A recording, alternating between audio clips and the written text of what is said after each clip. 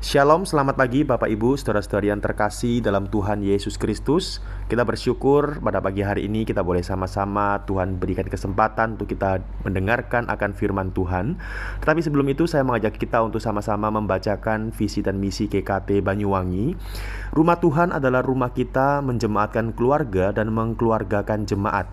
Jadikan GKT Banyuwangi menjadi rumah rohani, tempat kita saling menguatkan serta menumbuhkan. Nah, kiranya visi dan misi ini bukan hanya sekedar kita baca, namun kita juga boleh menerapkan di dalam kehidupan kita dalam bergereja.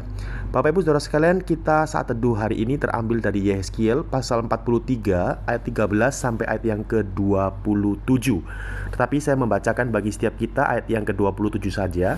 Demikianlah bunyi firman Tuhan.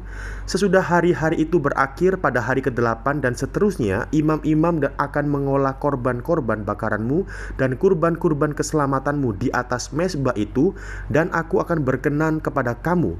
Demikianlah firman Tuhan. Saya bacakan satu kali lagi.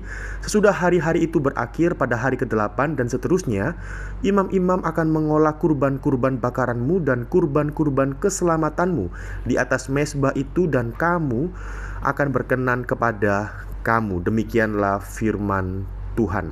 Saudara sekalian, kalau kita membaca Yehezkiel pasal 43 secara utuh, kita akan menjumpai dalam pasal ini berbicara tentang pentahiran mezbah.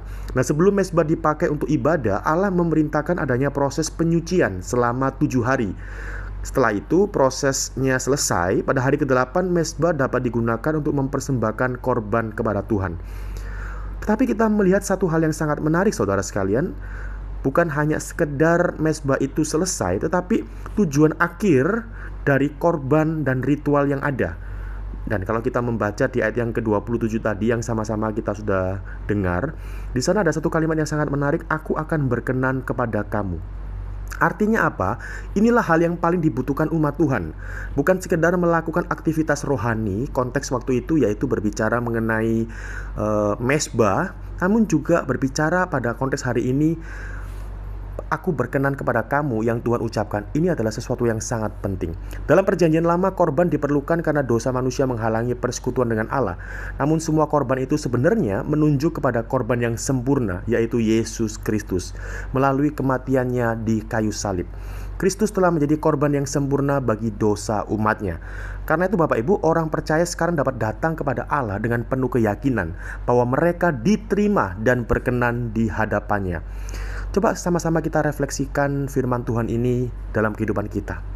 Seringkali kita mencari penerimaan dari manusia. Kita ingin dipuji, kita ingin diakui, bahkan kita ingin dihargai dari sesama manusia. Tapi kalau kita kembali mengingat di dalam kitab Yehezkiel, Tuhan mengatakan bahwa Dia berkenan kepada kita. Bukankah perkenanan Tuhan yang sempurna itu sudah dinyatakan di dalam diri Kristus? Kita berharga bukan karena apa yang kita bisa lakukan. Kita berharga bukan karena apa kata orang tentang kita. Tapi kita berharga karena kita di dalam Kristus diterima oleh Allah.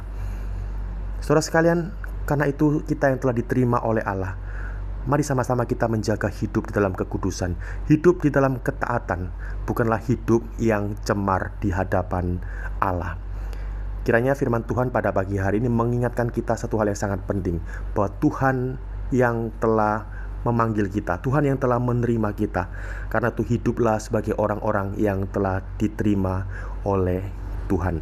Dan kita berharga bukan karena apa orang kata tentang kita, namun apa yang Tuhan katakan tentang kita. Dan Kristuslah yang membuat kita berharga. Mari sama-sama kita berdoa.